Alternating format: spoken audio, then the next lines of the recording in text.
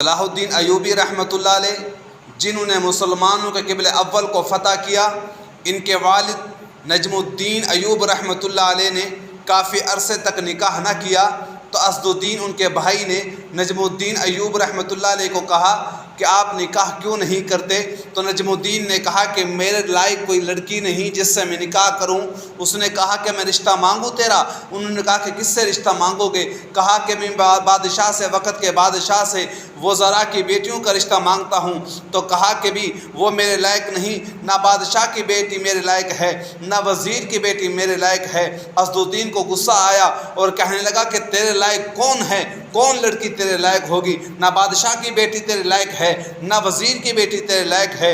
تو نجم الدین نے جواب دیا کہ میرے لائق وہ عورت ہوگی جو میرا ہاتھ پکڑ کر مجھے جنت میں لے جائے، اور اسی عورت سے جو ہے یہ میرا بیٹا پیدا ہو، جس کی وہ اچھی تربیت کرے، اس کو شاہ سوار بنائے، اور ایک دن وہ آئے کہ وہ مسلمانوں کا قبلہ اول فلسطین بیت المقدس کو جو ہے وہ آزاد کرائے۔ تو اس بات کو سن کر اسد الدین جو ہے وہ حیران بھی ہوئے، پریشان بھی ہوئے کہ ایسی لڑکی ان کو کہاں سے ملے گی۔ تو ایک مرتبہ نجم الدین ایک شیخ کی مجلس میں، محفل میں بیٹھے تھے، اتنے میں پردے کے اندر ایک لڑکی خاتون آئی اور شیخ کو آواز دی۔ شیخ نے جو ہے نجم الدین کو بات سننے سے، بات کرنے سے جو ہے وہ ہٹایا اور کہا کہ ایک طرف ہٹو۔ اب پردے میں وہ عورت، وہ لڑکی بات کرنے لگی۔ شیخ نے کہا کہ میں نے فلاں آدمی کو تیرے پاس رشتے کے لیے بھیجا تھا، تو نے اس رشتے کو کیوں ٹھکرایا؟ تو اس لڑکی نے کہا کہ وہ میرے لائق نہیں، میرے قابل نہیں، اگرچہ خوبصورت ہے، رتبے والا ہے، مال و جائیداد والا ہے، مال و متاع والا ہے، لیکن میرے لائق نہیں ہے۔ شیخ نے کہا کہ تیرے لائق کون ہوگا؟ تو وہ لڑکی بولنے لگی کہ میرے لائق وہ خامن ہے کہ جو میرے ساتھ محبت کرے، میرا ہاتھ پکڑ کر جو ہے وہ مجھے جنت میں لے جائے، اور اس خامن سے اللہ مجھے ایسا بیٹا دے کہ میں اس کی تربیت کروں، اس کو شاہ سوار بناؤں، اور وہ مسلمانوں کو قبلہ اول بیت المقدس کو آزاد کرائے۔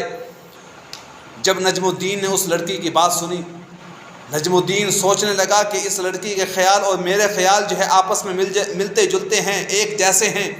تو فوراً شیخ کو کہا کہ شیخ جی اس سے میں شادی کرنا چاہتا ہوں۔ شیخ نے کہا کہ تو نے بادشاہ کی بیٹی کو بھی ٹھکرایا ہے، تو نے وزراء کی بیٹیوں کو بھی ٹھکرایا ہے، یہ تو محلے کی فقیر جو ہے وہ لڑکی ہے، اس سے کیا نکاح کرو گے؟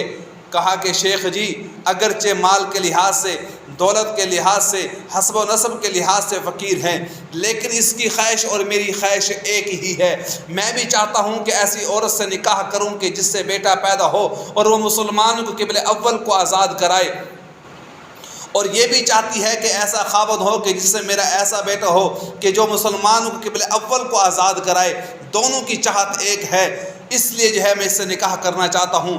اور اس کا پھر اس سے نکاح ہوا نجم الدین ایوب رحمۃ اللہ علیہ کا، اس سے اللہ نے بیٹا عطا کیا صلاح الدین ایوبی رحمۃ اللہ علیہ، جس کو اللہ نے ایسا فاتح بنایا کہ جس کو اللہ نے بیت المقدس کا فاتح بنایا، جس کو اللہ نے مسلمانوں کو قبلہ اول کا فاتح بنایا، جس نے جو ہے مسلمانوں کو قبلہ اول کو آزاد کرایا۔ آج بھی صدیاں گزرنے کے بعد بیت المقدس پکار رہی ہے، صدا لگا رہی ہے کوئی صلاح الدین ایوبی کا فرزند جو مجھے یہودیوں کے پنجے سے جو ہے آزاد کرائے۔ مسلمانوں اپنے دل کے اندر عزم رکھو کہ اللہ نے موقع دیا، ہم ضرور جو ہے بیت المقدس اور مظلوم فلسطینی بھائیوں کی مدد کریں گے۔ تو سب حضرات جو ہے اللہ سے دعا بھی کریں کہ اللہ مظلوم مسلمانوں کی مدد فرمائے۔